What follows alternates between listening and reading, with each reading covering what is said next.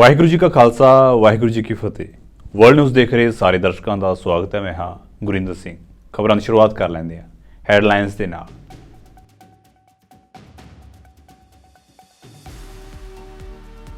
ਪਾਕਿਸਤਾਨ ਦੀ supreme court ਨੇ ਦੇਸ਼ ਦੀ ਨਿਆਂ ਪ੍ਰਣਾਲੀ ਨੂੰ ਦਿਖਾਇਆ ਸ਼ੀਸ਼ਾ। ਕਿਹਾ ਸਾਬਕਾ ਪ੍ਰਧਾਨ ਮੰਤਰੀ ਜ਼ੁਲਫਿਕਾਰ ਅਲੀ ਭੁੱਟੋ ਦੇ ਮਾਮਲੇ ਦੇ ਵਿੱਚ ਨਹੀਂ ਹੋਈ ਸੀ ਨਿਰਪੱਖ ਸੁਣਵਾਈ।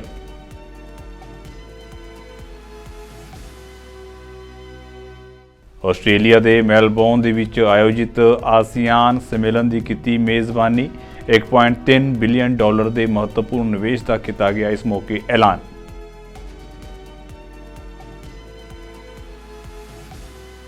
ਪੰਜਾਬ ਦੀ ਅਰਥ ਵਿਵਸਥਾ ਨੂੰ ਮੁੜਲੀ ਉਤੇ ਲਿਆਉਣ ਦੇ ਲਈ ਮਰੀਮ ਨਵਾਜ਼ ਨੇ ਪ੍ਰਗਟਾਈ ਵਚਨਬੱਧਤਾ। ਕਿਹਾ ਪੰਜਾਬ ਨੂੰ ਵਿਦੇਸ਼ੀ ਨਿਵੇਸ਼ਕਾਂ ਦੇ ਲਈ ਆਰਥਿਕ ਹੱਬ ਬਣਾਵੇਗੀ ਸਰਕਾਰ।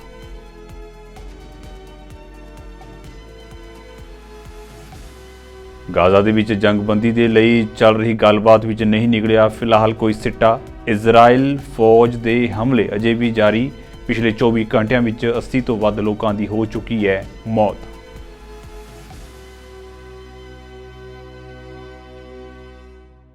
ਤੇ ਹੁਣ ਖਬਰਾਂ ਵਿਸਥਾਰ ਦੇ ਨਾਲ। ਪਾਕਿਸਤਾਨ ਦੀ ਸੁਪਰੀਮ ਕੋਰਟ ਨੇ ਦੇਸ਼ ਦੀ ਨਿਆਂ ਪ੍ਰਣਾਲੀ ਨੂੰ ਸ਼ੀਸ਼ਾ ਵਿਖਾਇਆ ਹੈ। ਅੱਜ ਦੇਸ਼ ਦੀ ਸਿਖਰਲੀ ਅਦਾਲਤ ਨੇ ਕਿਹਾ ਹੈ ਕਿ ਸਾਬਕਾ ਪ੍ਰਧਾਨ ਮੰਤਰੀ ਜ਼ੁਲਫਿਕਾਰ ਅਲੀ ਭੁੱਟੋ ਨੂੰ ਮੌਤ ਦੀ ਸਜ਼ਾ ਸੁਣਾਏ ਜਾਣ ਤੋਂ ਪਹਿਲਾਂ ਇਸ ਮਾਮਲੇ ਵਿੱਚ ਨਿਰਪੱਖ ਸੁਣਵਾਈ ਨਹੀਂ ਹੋਈ ਸੀ। ਅਦਾਲਤ ਨੇ ਇਸ ਮਾਮਲੇ ਉੱਤੇ ਕਈ ਹੋਰ ਗੰਭੀਰ ਟਿੱਪਣੀਆਂ ਵੀ ਕੀਤੀਆਂ। ਅਦਾਲਤ ਦੇ 9 ਜੱਜਾਂ ਦੇ ਬੈਂਚ ਨੇ ਸਰਬਸੰਮਤੀ ਨਾਲ ਦਿੱਤੇ ਹੁਕਮਾਂ ਵਿੱਚ ਕਿਹਾ ਹੈ ਕਿ 45 ਸਾਲ ਪਹਿਲਾਂ ਫੌਜੀ ਸ਼ਾਸਨ ਦੌਰਾਨ ਸਾਬਕਾ ਪ੍ਰਧਾਨ ਮੰਤਰੀ ਨੂੰ ਮੌਤ ਦੀ ਸਜ਼ਾ ਸੁਣਾਏ ਜਾਣ ਤੋਂ ਪਹਿਲਾਂ ਇਸ ਮਾਮਲੇ ਵਿੱਚ ਨਿਰਪੱਖ ਸੁਣਵਾਈ ਨਹੀਂ ਹੋਈ ਸੀ। The reference filed by the President of Pakistan has provided us an opportunity to reflect upon the proceedings of the trial, conviction and death sentence of Mr. Bhutto under the regime of the military dictator General Zia-ul Haq. The reference was filed during the government of the political party founded by Mr. Bhutto, but the successive governments of other major political parties carried forward this inquiry and did not opt to withdraw the reference, which included when we were hearing the matter, the caretaker government. This collective interest reflects the widespread desire of the people of Pakistan to seek the opinion of this court on whether Mr. Bhutto was afforded a fair trial and due process for his trial for the murder of Mr. Mohammad Ahmad Khan Kasuri.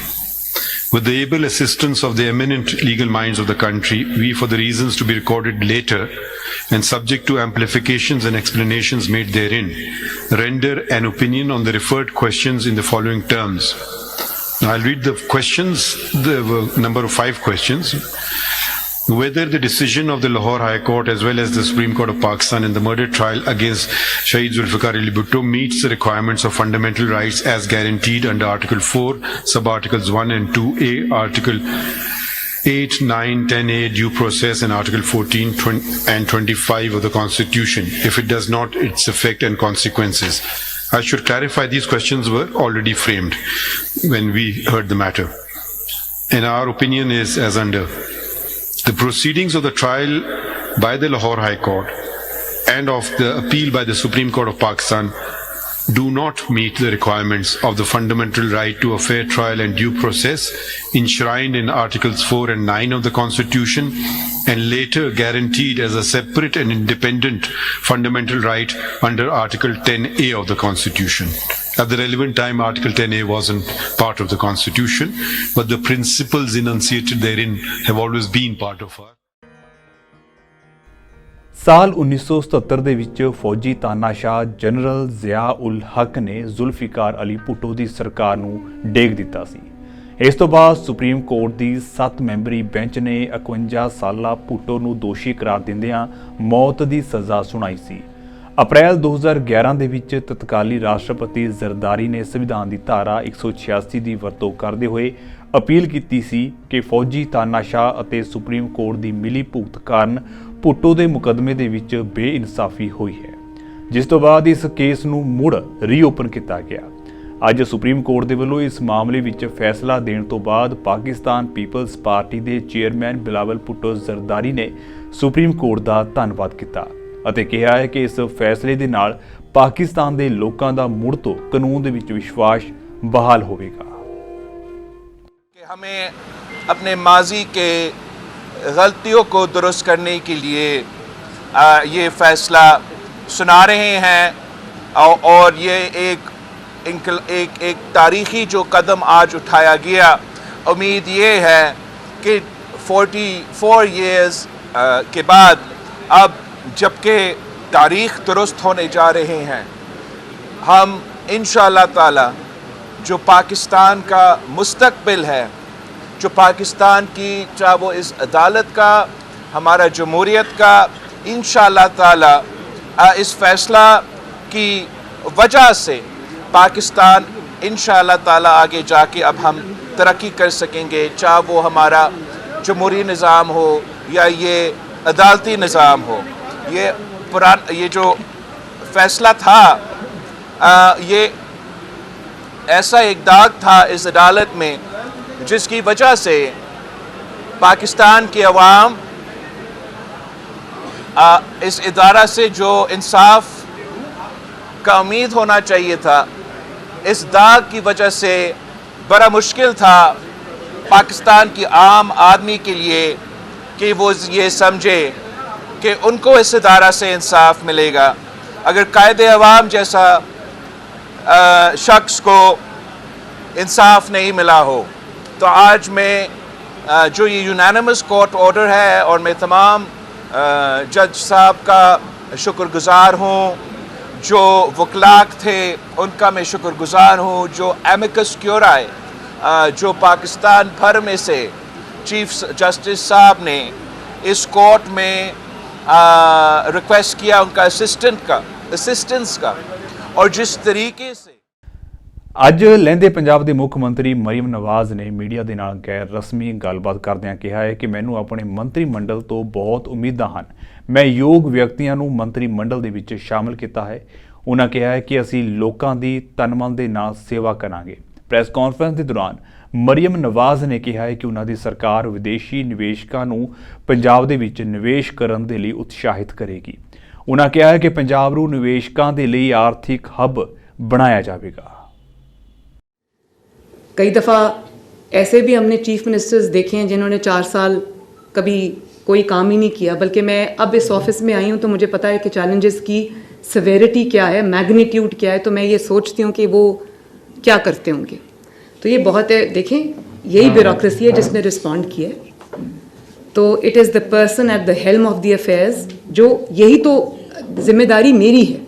और इन्होंने, मैं ये ज़रूर आपको कहना चाहूँगी कि मैं ब्यूरोक्रेसी ने बड़ा अच्छा रिस्पांस दिया है, काम कर रहे हैं। और मैं ये बताऊँ कि वर्किंग आवर्स से ज़्यादा काम कर रहे हैं, लेकिन ये भी काम कर रहे हैं। तो मैंने ये नहीं किया कि मैं घर बैठ जाऊँ और मैं व्हाट्सएप पे गवर्नमेंट चलाऊँ या फ़ोन पे गवर्नमेंट चलाऊँ। मैं इनके साथ बैठी होती हूँ। मैं रात को 1 बजे तक इनके साथ, सुबह 9 बजे मैं दफ्तर आती हूँ, वर्किंग आवर्स शुरू होने से पहले दफ्तर आती हूँ, और इनके बाद, और मुझे पता है इनकी अपनी फैमिलीज़ भी हैं और मैं तकलीफ़ का कि, लेकिन पहले कुछ महीने हमें क्योंकि चीज़ों को स्ट्रीमलाइन करना है तो ये लोग दिन रात काम कर रहे हैं। पहले मेरे साथ काम करते हैं, फिर अपने दफ्तरों में जाते हैं और वहाँ पर जो मैंने इम्प्लीमेंटेशन का काम इनको दिया होता है और प्लानिंग का काम दिया होता है, ये वो भी करते हैं। तो बहुत अच्छा रिस्पांस है, काम कर रहे हैं। अच्छे बुरे लोग हर जगह होते हैं, लेकिन किसी एक कम्युनिटी को ब्रैकेट कर देना अच्छी बात नहीं है। हमारी सिविल सर्विस अच्छा काम करती है, अच्छा परफॉर्म करती है। इनके पास एक नॉलेज होता है, इनके पास विजडम होता है, इनके पास जो एक्यूमुलेटेड ओवर द ईयर्स होता है, और इनके पास एक नो हाउ होती है। उससे मैं पूरा फ़ायदा उठा रही हूँ, और उनका शुक्रिया कि बहुत अच्छा, और अमेजिंग ऑफिसर्स भी हैं, अमेजिंग ऑफिसर्स हैं जो above and beyond their call of duty काम कर रहे हैं।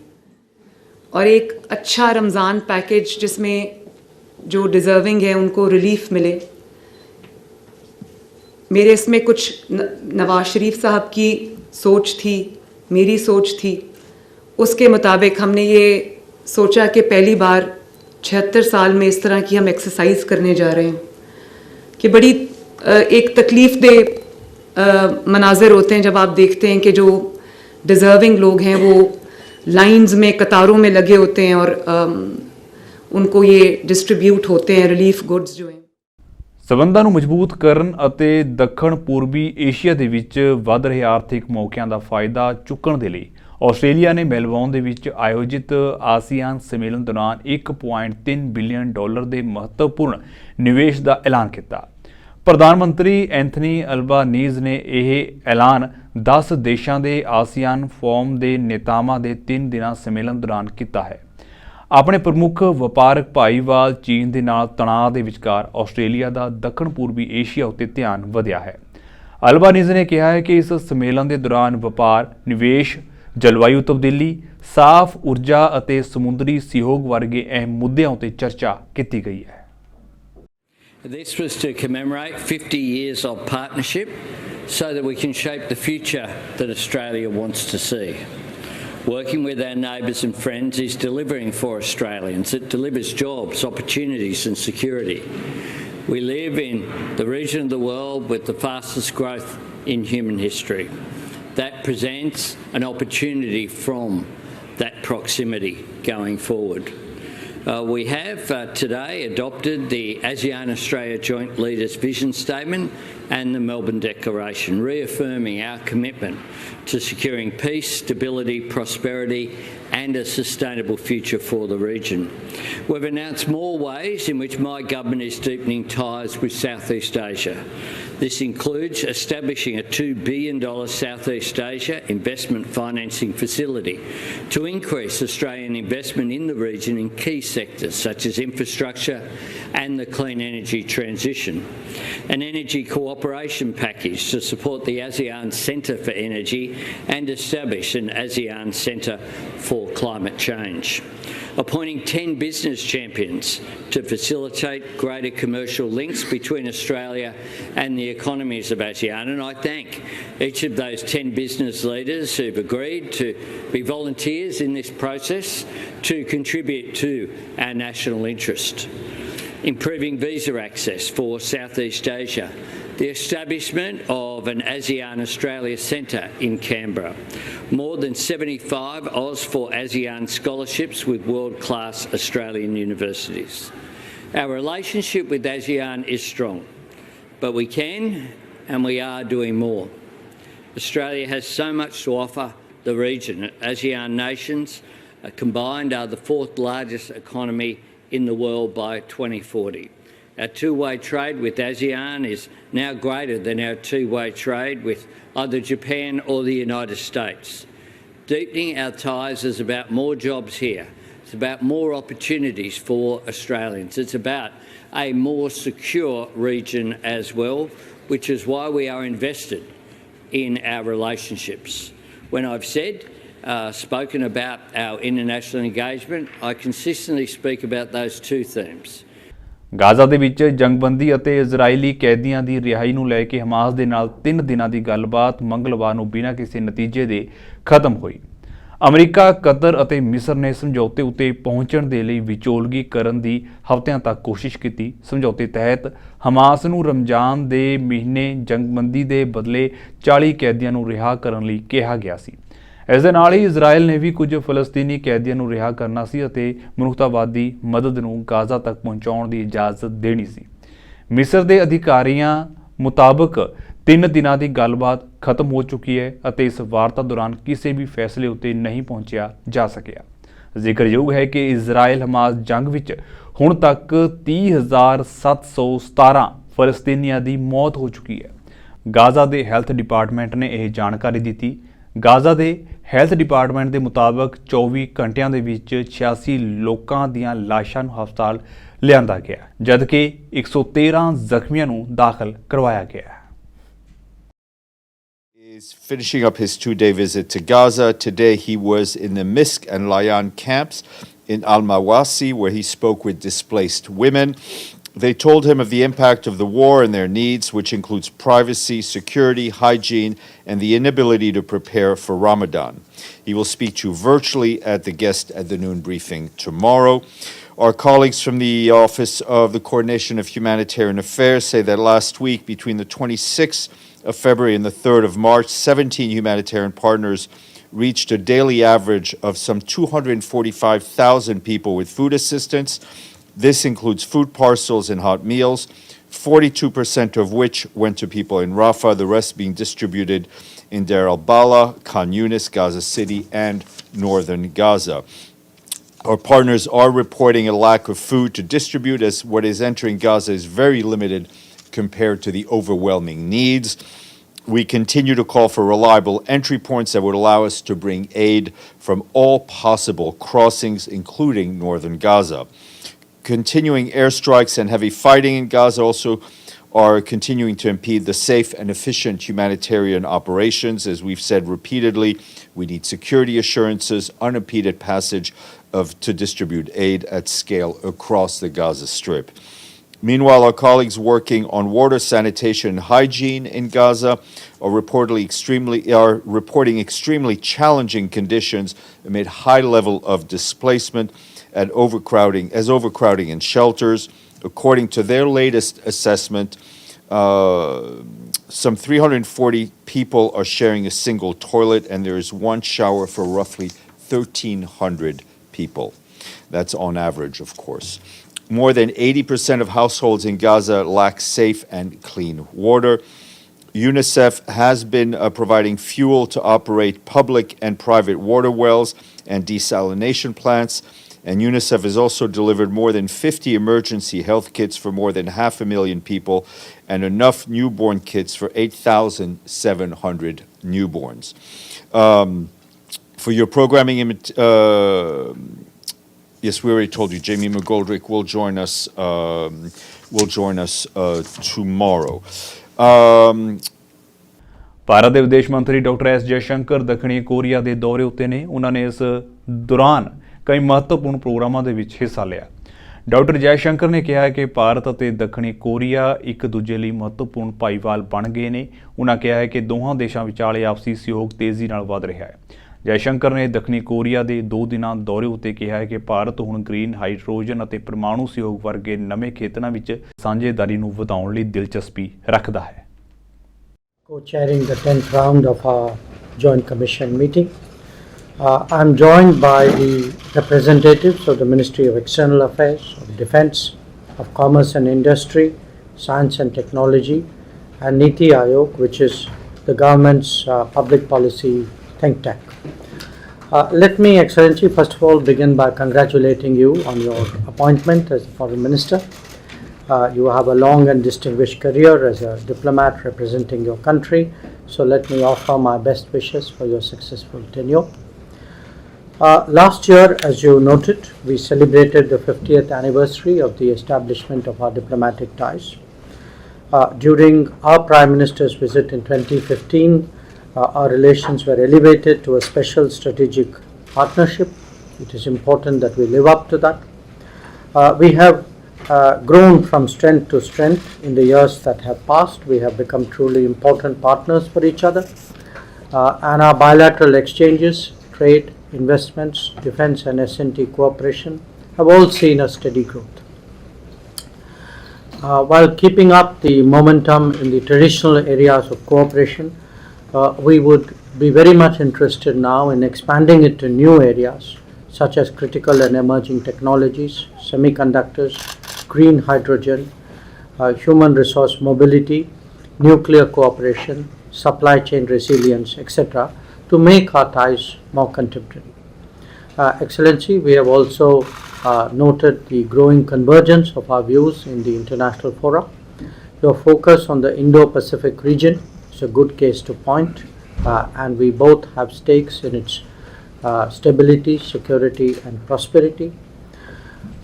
Let me say today that I approach this Joint Commission with a great deal of optimism and expectation. I know there is enormous goodwill between us. Our challenge is to translate that into practical outcomes. Our leaders have met twice last year in Hiroshima and in New Delhi. I think their discussions have provided us the guidance to go forward. So I join you in looking forward to a very successful Joint Commission meeting. Thank you. Canada ਦੇ ਪ੍ਰਧਾਨ ਮੰਤਰੀ Justin Trudeau ਨੇ Ecuador ਦੇ ਰਾਸ਼ਟਰਪਤੀ Daniel ਨੋਬੋਆ ਦੇ ਨਾਲ ਮੁਲਾਕਾਤ ਕੀਤੀ। ਪ੍ਰਧਾਨ ਮੰਤਰੀ ਅਤੇ ਰਾਸ਼ਟਰਪਤੀ ਨੇ ਕੈਨੇਡਾ ਅਤੇ ਇਕਵਾਡੋਰ ਦਰਮਿਆਨ ਮਜ਼ਬੂਤ ਦੁਵੱਲੇ ਸੰਬੰਧਾਂ ਨੂੰ ਉਜਾਗਰ ਕੀਤਾ ਹੈ। ਦੋਵਾਂ ਨੇਤਾਵਾਂ ਨੇ ਖੇਤਰੀ ਅਤੇ ਗਲੋਬਲ ਚੁਣੌਤੀਆਂ ਦੇ ਨਾਲ ਨਜਿੱਠਣ ਲਈ ਮਿਲ ਕੇ ਕੰਮ ਕਰਨ ਲਈ ਵਚਨਬੱਧਤਾ ਪ੍ਰਗਟਾਈ। ਦੋਵਾਂ ਨੇਤਾਵਾਂ ਨੇ ਮੱਧ ਪੂਰਬ ਦੇ ਵਿੱਚ ਚੱਲ ਰਹੀ ਸਥਿਤੀ ਉੱਤੇ ਚਰਚਾ ਕੀਤੀ। ਪ੍ਰਧਾਨ ਮੰਤਰੀ ਨੇ ਗਾਜ਼ਾ ਵਿੱਚ ਤੁਰੰਤ ਮਾਨਵਤਾਵਾਦੀ ਜੰਗਬੰਦੀ ਦੀ ਜ਼ਰੂਰਤ ਉੱਤੇ ਵੀ ਜ਼ੋਰ ਦਿੱਤਾ ਹੈ। What a real pleasure to welcome President of Ecuador, Daniel Noboa, to Ottawa. An opportunity for us to talk about all the ways in which we are aligned. Your government over the past few months has demonstrated that the values around democracy, around climate change, around gender equality, around creating opportunities and inclusive growth, as well as so many other things, standing up for democracy, climate change. These are things that we have a lot of work to do as a world on, and having strong visionary leaders like yourself step up is a really exciting thing. We're working. We've launched free trade negotiations. We're talking about all the different ways we can be working together to not just promote opportunity for citizens, but create solutions to many of the challenges the world is facing. As nations, we share democratic values, and we care about our environment, we care about our world, we care about our youth. We are a very young nation that wishes to work with the rest of the world, and generating opportunities also for our young population. We have high level of youth unemployment and self-employment that we're working on with public policy and also with international cooperation, so that we can give better lives to the future families of Ecuador. Also, we share the same values in terms of equality, in terms of gender equality and opportunities for women. We are working as well in regulation and public policy to give the same financial opportunities for women, especially women that have been victims of violence and women that are the main support in their families, so that they can thrive in an economy that is open to the world and that is inclusive. Canada ਦੇ ਵਿੱਚ ਖਸਰਾ ਲਗਾਤਾਰ ਫੈਲਦਾ ਜਾ ਰਿਹਾ ਹੈ। ਇਸ ਵਾਧੇ ਨੂੰ ਵੇਖਦੇ ਹੋਏ ਸਿਹਤ ਡਿਪਾਰਟਮੈਂਟ ਨੇ ਡੂੰਘੀ ਚਿੰਤਾ ਪ੍ਰਗਟਾਈ ਹੈ ਅਤੇ ਕੈਨੇਡੀਅਨਾਂ ਨੂੰ ਸੁਚੇਤ ਰਹਿਣ ਅਤੇ ਸਮੇਂ ਉੱਤੇ ਟੀਕਾਕਰਨ ਕਰਵਾਉਣ ਦੀ ਅਪੀਲ ਕੀਤੀ। ਇੱਕ ਮੀਡੀਆ ਕਾਨਫਰੰਸ ਦੇ ਵਿੱਚ ਬੋਲਦਿਆਂ ਕੈਨੇਡਾ ਦੇ ਸਿਹਤ ਮੰਤਰੀ ਮਾਰਕ ਹੌਲੈਂਡ ਨੇ ਕਿਹਾ ਹੈ ਕਿ ਉਹ ਵਿਸ਼ਵ ਵਿਆਪੀ ਖਸਰੇ ਦੇ ਪ੍ਰਕੋਪ ਅਤੇ ਕੈਨੇਡਾ ਉੱਤੇ ਇਸ ਦੇ ਸੰਭਾਵੀ ਪ੍ਰਭਾਵਾਂ ਨੂੰ ਲੈ ਕੇ ਡੂੰਘੀ ਚਿੰਤਾ ਵਿੱਚ ਹਨ। Well, I'm deeply concerned with the outbreak that we're seeing of measles, and frankly, we're seeing a lot of illness that was almost rendered non-existent starting to come back because of vaccine hesitancy. We have to depoliticize health information. We have to be a society that follows a science and evaluation. And so that's a role, for what I think for Ikra, Ruby, and Sonia that we think about every day. How do we take us out of health information? There should be no partisanship in following the best health advice that's rooted in science and evidence. And we can see, because there was a debate around vaccines, and this was frustrating, and I know it was for a lot of healthcare workers, talking to folks and say, well, I don't see measles, mumps, rubella, I don't see these things, so, we don't really need a vaccine. Not understanding the reason we don't have them is because we have a vaccine. The vaccines that happened during the pandemic, whether or not they're mRNA or not, are a miracle of science. They saved tens of millions of lives. And so the fact that that's been politicized is deeply concerning, and we're seeing the effect of that. So first and foremost, I want to take myself out of that conversation and just really refer people to their health professional, to their health teams, to their doctor, to the nurses, to talk about making an informed choice for their health, and just ask folks to keep their vaccines up to date, because the consequence of not doing that can be potentially disastrous to the health of them as an individual and to communities as a whole. Yeah, I've been very fortunate. I've been able to talk with all of my provincial and territorial counterparts, and there'll be a lot more conversations to have. But initially, all of those conversations have been very positive. I think when it comes down to it, and folks in this room will know it, imagine for somebody who's in an income insecure situation, who has to face a choice: do I reuse this syringe? Or do I pay for some new syringes and maybe not have the money that I need for another essential element of my life? Do I have my diabetes medication, or do I get food for my family? ਸੋ ਫਿਲਹਾਲ ਦੇ ਲਈ world news ਦੇ ਵਿੱਚ ਇੰਨਾ ਹੀ ਤੇ ਹੁਣ ਮੈਨੂੰ ਇਜਾਜ਼ਤ ਦਿਓ। ਵਾਹਿਗੁਰੂ ਜੀ ਕਾ ਖਾਲਸਾ, ਵਾਹਿਗੁਰੂ ਜੀ ਕੀ ਫਤਿਹ।